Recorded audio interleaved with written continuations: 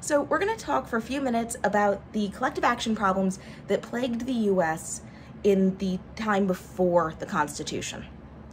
So one big one was during the Continental Congress when they were deciding whether to declare independence or not.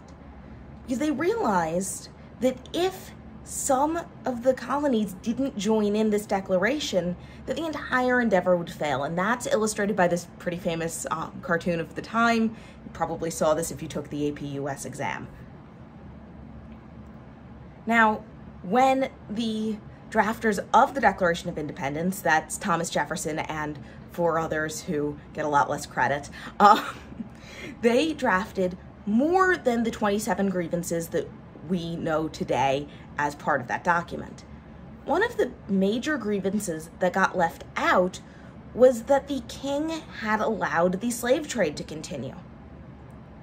And this had to be taken out because the southern states would not agree to declare independence if that was in there. So if the southern colonies didn't declare, as we see here, the entire endeavor would fail, right? The snake wouldn't be whole and it would die. So if they didn't join in, there would be no revolution. And to that end, the Continental Congress actually declared that the Declaration of Independence would have to be ratified unanimously or it wouldn't pass. So in the end, we had a 12-0 vote. New York abstained. This is because New York had sent their delegation with explicit instructions to not vote for independence, but the delegation felt they wanted to, so rather than disobey their instructions or cripple the movement, they just abstained. So now we have agreement on declaring independence, but we still have a lot of collective action problems in the revolution. And this is because the government at the time was sort of an ad hoc coalition governed by de facto laws, which would be codified as the Articles of Confederation. And these made a lot of sort of what we would think of as national services voluntary for the states. So equipping their army was actually voluntary. So these state militias were sort of called up to national service, so to speak. That wasn't the terminology used at the time. But states were responsible for sending funds and equipment and forces that would then be commanded by George Washington. The problem is if the fighting isn't going on right where you are, do you want to send your resources somewhere else, or do you want to keep them there in case you need them? You probably want to keep them there, right? Well, if every state thinks that way, the entire war effort's going to fail. So typically a government would have some sort of mandate, requirement. States have to do this or else. But the Articles of Confederation didn't allow for that or else. And that was a real problem because states would shirk their responsibilities and would try to free ride on the efforts of other states, of states that were right at the front lines of the battle, so they had to contribute. So in the end, the Continental Congress, under this sort of de facto government, decided to change national defense from a public good to a private one. And they did this by saying, okay, each state is responsible for equipping their own troops.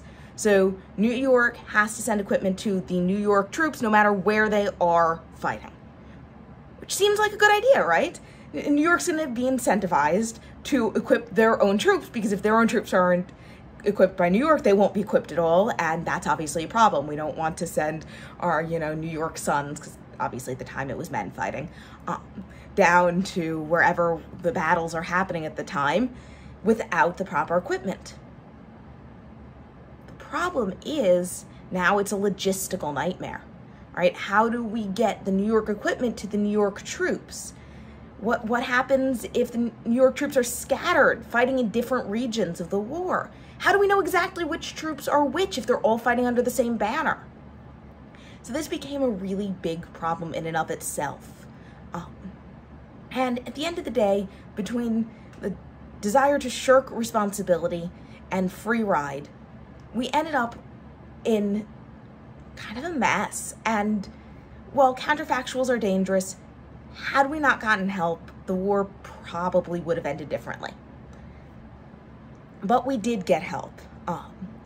Lafayette, who had been involved in the earlier war efforts, went back to France and asked for help from the French crown, who did send troops and, more importantly, money.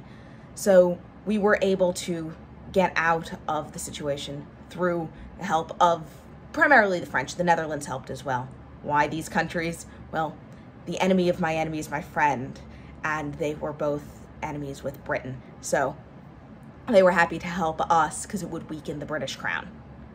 So they helped us get out of these collective action problems by sort of providing outside support, getting us out of this so-called prisoner's dilemma where each state doesn't want to act because they don't know how the other state will act, and these problems of shirking and free riding. So they provided this way out, which helped the revolution become successful.